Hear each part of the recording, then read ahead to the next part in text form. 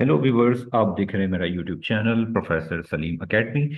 आज इस चैप्टर 5 के लेक्चर 3 पे बात करेंगे और लेक्चर 3 के अंदर दो हमारे पास बहुत अहम टॉपिक है। जिसमें पहला टॉपिक हमारे पास है change in supply versus change in quantity supply का, और दूसरा टॉपिक है degree of elasticity of supply. तो आगे बढ़ते हैं और इन टॉपिक को बारी बारी समझने की कोशिश करते हैं।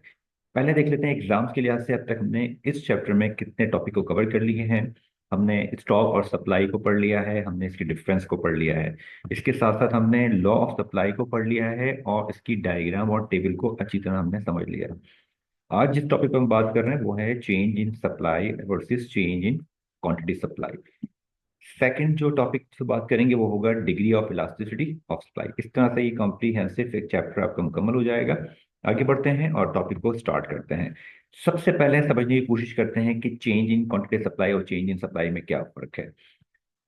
तो पहला जो डिफरेंस दोनों के अंदर है वो ये है, change in quantity supply occurs due to the price factor. जब भी मार्केट में प्राइस फैक्टर चेंज होगा तो उसका असर जो है सप्लाई पे पड़ेगा। अगर इस तरह से किसी प्राइस के चेंज होने से उस प्रोडक्ट की सप्लाई पे चेंज आ रहा है तो आप जान सकते हैं, आप समझ सकते हैं कि ये चेंज इन क्वांटिटी सप्लाई का डिफरेंस है। इसी तरह से चेंज इन सप्लाई का डिफरेंस क्या होता है? चेंज इन सप्लाई में प्राइस फैक्टर नहीं होता, बल्कि प्राइस फैक्टर के अलावा जितने दूसरे फैक्टर्स हो सकते हैं वो सारे के सारे इसमें शामिल होते हैं। तो पहला डिफरेंस समझ में आया आपको कि चेंज इन क्वांटिटी सप्लाई के अंदर प्राइस फैक्टर की वजह से सप्लाई में चेंजिंग होती है, और जो प्राइस फैक्टर के बगैर सप्लाई में चेंजिंग हो रही है तो आप जान जाएं वो चेंज इन सप्लाई है। सेकंड पॉइंट की तरफ हम आगे बढ़ते हैं और सेकंड पॉइंट जो आपका है वो है all factors remain the same. तमाम जो फैक्टर्स हैं प्राइस फैक्टर के अलावा वो सब कांस्टेंट हो जाएंगे, वो चेंज नहीं होंगे। अगर वो तमाम फैक्टर्स चेंज नहीं हो रहे और सिर्फ प्राइस का फैक्टर बढ़ रहा है या कम हो रहा है, जिसके चेंज होने से या जिसके बढ़ने कम होने से क्वांटिटी सप्लाई चेंज हो रही है, तो आप कह सकते हैं this is a change in quantity supply. और प्राइस फैक्टर के अलावा बहुत सारे फैक्टर्स कौन से थे? लाइक टेक्नोलॉजी का चेंज हो रहा है जिसकी वजह से सप्लाई में चेंज आ रहा है, या कंज्यूमर का जो टेस्ट है, प्रेफरेंसेस हैं, वो चेंज हो रही है जिसकी वजह से जो प्रोड्यूसर है वो प्रोडक्ट की सप्लाई को चेंज कर रहा है, या कंज्यूमर का फैशन चेंज हो रहा है जिसकी वजह से सप्लायर फैशन को चेंज करते हुए अपनी प्रोडक्ट में चेंज लेके आ रहा है, या पॉपुलेशन में इजाफा हो रहा है जिससे आबादी की जो रिक्वायरमेंट है वो बढ़ रही है जिसकी वजह से सप्लाई को बढ़ाना पड़ रहा है। इंटरेस्ट रेट में इजाफा हो रहा है। इस तरह से future expectation of the price, ये तमाम चीजें वो चीजें हैं जिसकी वजह से सप्लाई में चेंज आता है। तो ये सारे फैक्टर्स प्राइस फैक्टर के अलावा हैं जिस वजह से सप्लाई में चेंज आएगा। लेकिन अगर प्राइस फैक्टर में चेंज आएगा तो हम कहेंगे चेंज इन क्वांटिटी सप्लाई। तीसरे फैक्टर की तरफ आगे बढ़ते हैं या तीसरे डिफरेंस की तरफ आगे बढ़ते हैं, में जो सप्लाई का कर्व होगा वो उसकी मूवमेंट जो है वो सेम डायरेक्शन में चलेगी, यानी कि left to right upward move करती रहेगी। जबकि चेंज इन सप्लाई के अंदर जो सप्लाई का कर्व है उसकी शिफ्टिंग होगी, जो ऊपर की जानिब बढ़ रहा होगा या वो नीचे की जानिब बढ़ रहा होगा। तो ये तमाम डिफरेंस जो है वो सिर्फ इसलिए हैं ताकि आपको इस सवाल के अंदर जो चेंज इन क्वांटिटी सप्लाई और चेंज इन सप्लाई का जो फर्क है वो आपको समझ में आ जाए। बज़ाहिर हम देखें तो दोनों के अंदर सेम तरह की टर्म इस्तेमाल हो रही है, सिर्फ ये क्वांटिटी का एक फर्क आ रहा है। लेकिन क्वांटिटी के फर्क आने से इनका कॉन्सेप्ट चेंज हो जाता है, तो इसलिए इन डिफरेंसेस को समझना आपके लिए बड़ा जरूरी है।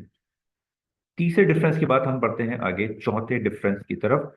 वो है आपके पास सप्लाई चेंज इधर एक्सपेंशन और कॉन्ट्रैक्शन। या तो सप्लाई एक्सपेंड होती है यानी सप्लाई का बढ़ना, प्राइस बढ़ रही है तो सप्लाई बढ़ेगी तो हम एक्सपेंशन कहते हैं। प्राइस कम होगी तो सप्लाई भी कम हो जाएगी जिसको हम कॉन्ट्रैक्शन कहते हैं। जब भी एक्सपेंशन कॉन्ट्रैक्शन की बात आपके सामने आए तो आप समझ जाएं ये चेंज इन क्वांटिटी सप्लाई की बात हो रही है। जबकि राइज और फॉल की बात आपके सामने आए तो आप समझ जाएं चेंज इन सप्लाई की बात हो रही है। राइज मीन सप्लाई में इजाफा होना और फॉल मीन सप्लाई में कम होना। लेकिन ये अदर देन प्राइस फैक्टर की वजह से होता है और ये प्राइस फैक्टर की वजह से होता है। तो ये डिफरेंस हमने ऊपर पढ़े हैं, वो तमाम डिफरेंसेस को आपको इंटैक्ट रखना पड़ेगा। इसलिए आप सारे डिफरेंस को देखेंगे तो बारी बारी तमाम डिफरेंस आपको अच्छी तरह से समझ में आ जाएंगे। अगला जो डिफरेंस है वो है डायग्रामेटिकल डिफरेंस, तो इसको हम समझ लेते हैं। अगर आप फोकस करें इस डायग्राम के ऊपर, ये लिखा हुआ है चेंज इन क्वांटिटी सप्लाई। जब प्राइस में चेंज होने से सप्लाई में चेंज हो जाए तो आप इसको कहते हैं चेंज इन क्वांटिटी सप्लाई। और आप देख सकते हैं ये प्राइस फैक्टर P1 से बढ़ के P2 पे आ गया, यानी कि प्राइस इंक्रीज होगी। जैसे ही प्राइस इंक्रीज हुई तो देखें आप Q1 से Q2 की तरफ क्वांटिटी मूव कर गई, यानी कि क्वांटिटी पहले कम थी, अब बढ़ के ये यहाँ आ गई। इक्विलिब्रियम लेवल पहला A पॉइंट था, अब इक्विलिब्रियम लेवल B पॉइंट हो गया। तो ये जो इंक्रीज है, ये इंक्रीज बता रहा है कि ये एक्सपेंशन कॉन्ट्रैक्शन वाले इंक्रीज है, और ये जो लेफ्ट टू राइट आपका जो कर्व जो है वो मूव कर रहा है अपवर्ड की जाने। तो ये चेंज इन क्वांटिटी सप्लाई की तरफ इंडिकेट कर रहा है। जबकि चेंज इन सप्लाई में देखें आप कि सप्लाई इंक्रीज हो रही है, लेकिन देखें प्राइस इंक्रीज नहीं हो रही। प्राइस के अलावा तमाम फैक्टर्स होते हैं रीजन जिससे सप्लाई बढ़ती है, तो वो चेंज इन सप्लाई का है, सिर्फ प्राइस नहीं बढ़ती। तो आप देख सकते हैं कि एक इंक्रीज हो रहा है और ये rise and fall, supply rise हो रही है, सप्लाई फॉल हो रही है, ये आपको यहाँ पे नजर आ रहा है। ये आपको सप्लाई राइज नजर आ रही है, तो यहाँ पे सप्लाई आपको फॉल नजर आ रही है। तो ये तमाम के इक्विलिब्रियम आपके सामने मौजूद है। हमने अब तक ये 5 डिफरेंस पढ़ लिए, चेंज इन क्वांटिटी सप्लाई के और चेंज इन सप्लाई के।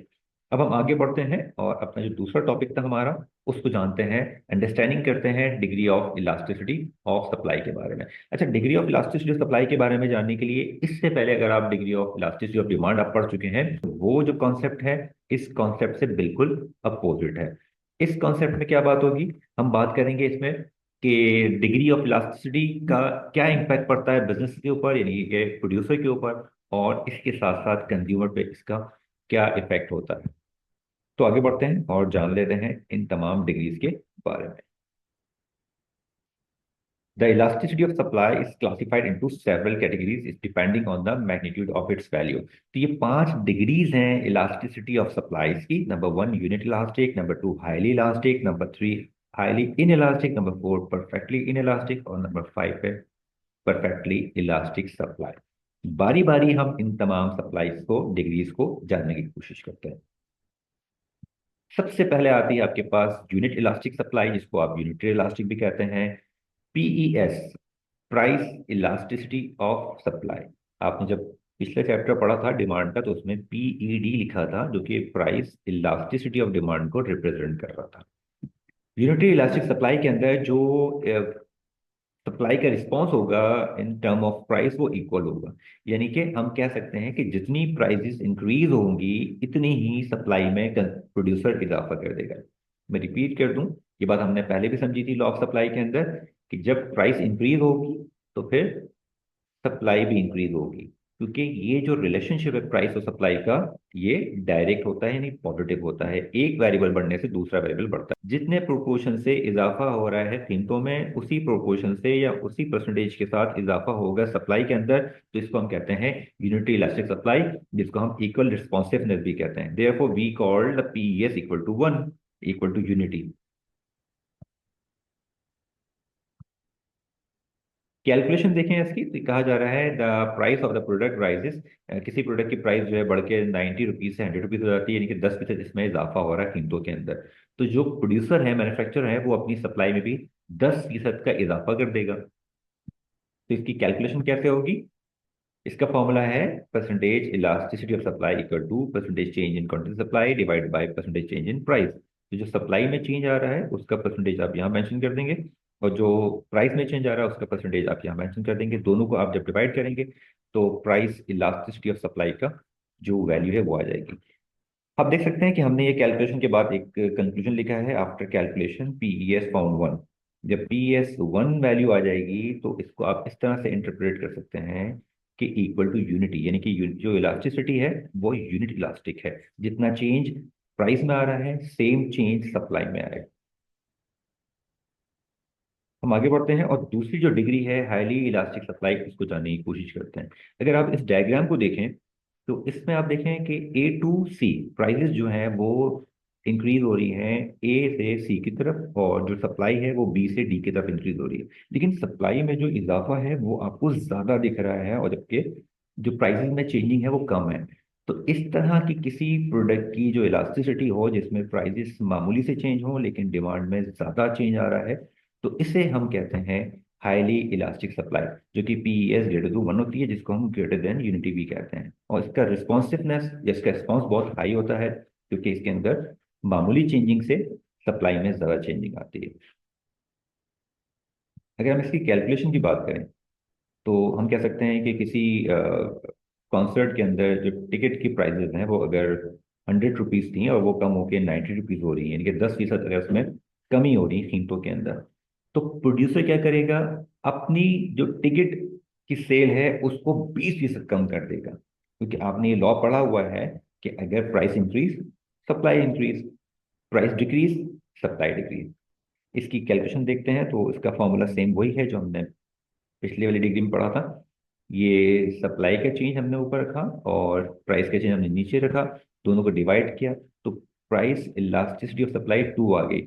जब भी price elasticity of supply greater than 1 होगी, अब वो 1.1 हो, 1.2 हो, 1.5 हो, 2 हो, देन अदर देन 1 से ऊपर जो नंबर हो, तो उसको हम कहते हैं ग्रेटर देन यूनिटी, या फिर ये इलास्टिक हाईली इलास्टिक सप्लाई होगी।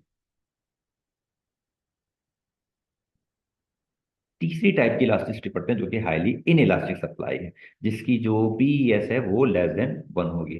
किस तरह 1 होगी, देखें आप, इसका रिस्पॉन्स चूंकि लो होता है, अगर प्राइस में चेंजिंग ज्यादा भी हो जाए लेकिन सप्लाई में चेंज ज्यादा रिस्पॉन्स नहीं मिलेगा, तो इस तरह की सप्लाई को हम कहते हैं हाईली इन इलास्टिक सप्लाई। अगर आप इस डायग्राम को देख लें, प्राइस में चेंजिंग आप देखें ज्यादा है, जबकि सप्लाई में चेंजिंग उससे कम है। तो इस तरह की कोई इलास्टिसिटी आपके प्रोडक्ट की हो, अगर आप प्रोड्यूसर हैं, तो आप जान सकते हैं कि ये जो आपके प्रोडक्ट की इलास्टिसिटी है वो हाईली इन इलास्टिक है। इसमें क्या होता है, अगर हम एग्जाम्पल समझते हैं, अगर 10% प्राइजेस के अंदर इजाफा कर दिया गया है, तो जो सप्लाई में इजाफा है वो सिर्फ 5% होगा।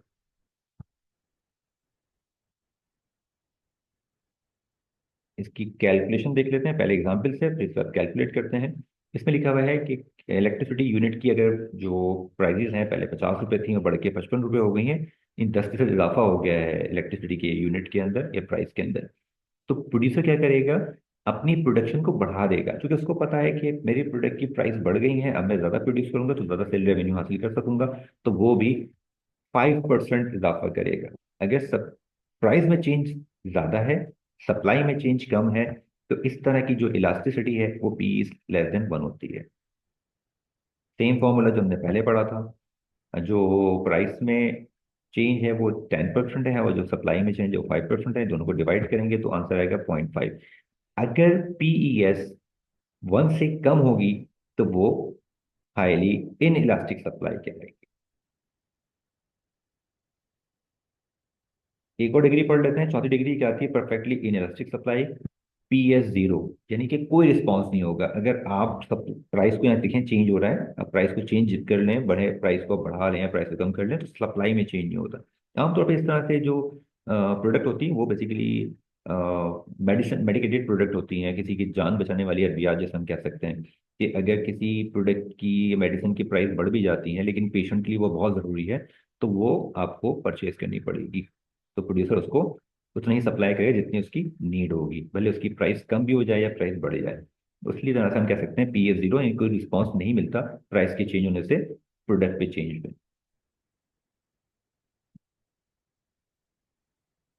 इसकी कैलकुलेशन देख लेते हैं, इसकी एग्जांपल समझते हैं फिर calculation. If a hospital need 100 unit of specific medication per week and the price rises from 100 to 200 unit, यानी कि जो प्राइजेस हैं यूनिट के वो 100 से बढ़ के 200 हो रहे हैं, लेकिन जो सप्लाई है वो 100 यूनिट ही इंटैक्ट है।